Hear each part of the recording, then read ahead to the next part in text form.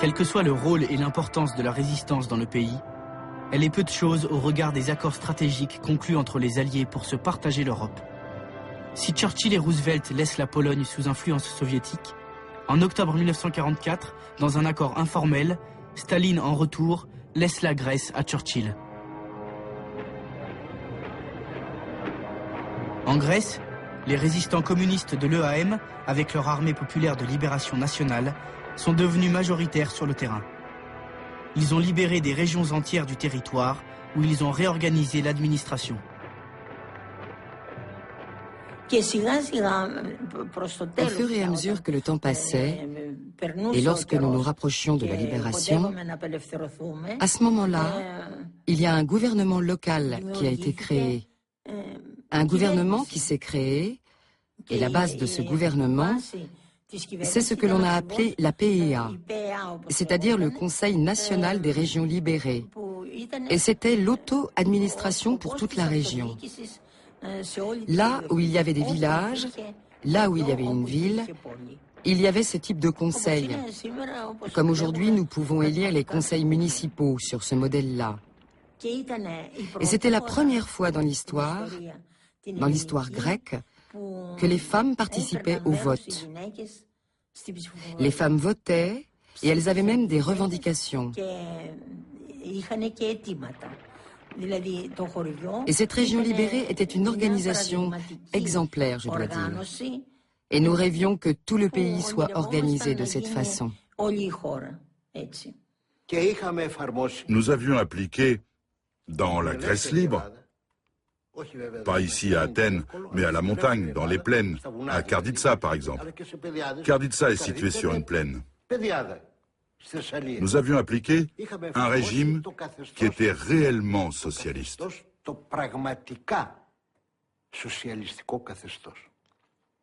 Le Parti communiste grec, à l'époque, est allé au-delà, est allé plus loin. Et qu'est-ce que j'entends par là? Il a donné le pouvoir au peuple. Mais pour Churchill, perdre le contrôle de la Grèce, c'est perdre une partie du contrôle de la Méditerranée. Il est donc hors de question de laisser s'installer un pouvoir à tendance communiste.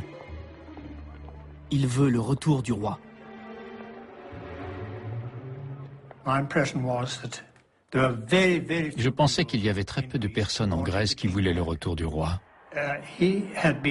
Son nom était associé avec la dictature de Metaxas. Il était impopulaire. Il y avait très peu de gens, une minorité infime, qui voulaient le retour du roi. Nous le disions au ministère des Affaires étrangères qui n'était absolument pas content et qui nous tapait sur les doigts. En Grèce, il y avait deux politiques britanniques.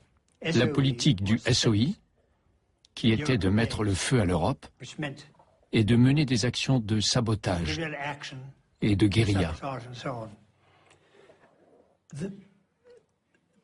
La politique du ministère des Affaires étrangères était de soutenir le roi et d'être sûr qu'il pourrait reprendre le pouvoir après la libération.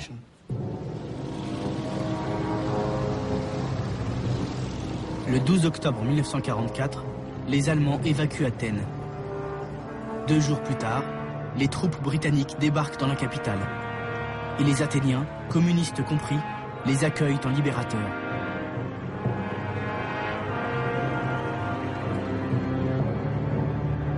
Pourtant, au fil des jours, les intentions britanniques se révèlent.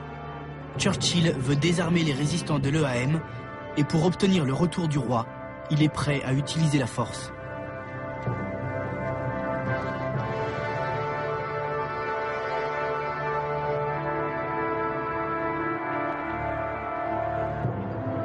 En décembre 1944, une manifestation réprimée met le feu aux poudres. Les combats éclatent entre les partisans de l'EAM et les troupes britanniques. Alors que la guerre contre Hitler n'est même pas terminée, Churchill envoie des renforts à Athènes pour combattre les résistants. Le combat était acharné.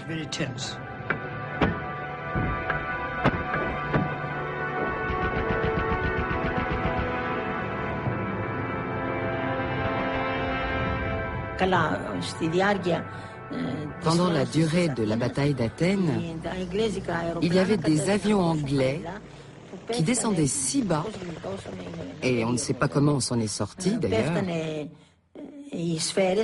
que ce n'était plus des obus, mais c'était carrément des balles qui ravageaient tout ce qu'elles touchaient.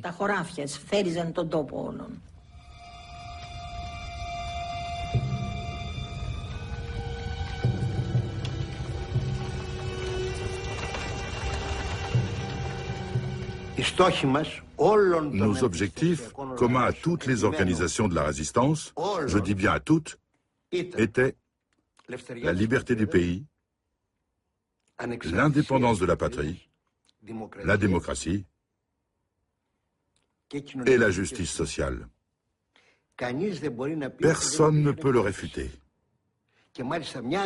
Et même une organisation de résistance qui n'appartenait pas à la gauche, l'ECA, l'avait inscrit dans son sigle, Libération nationale et sociale.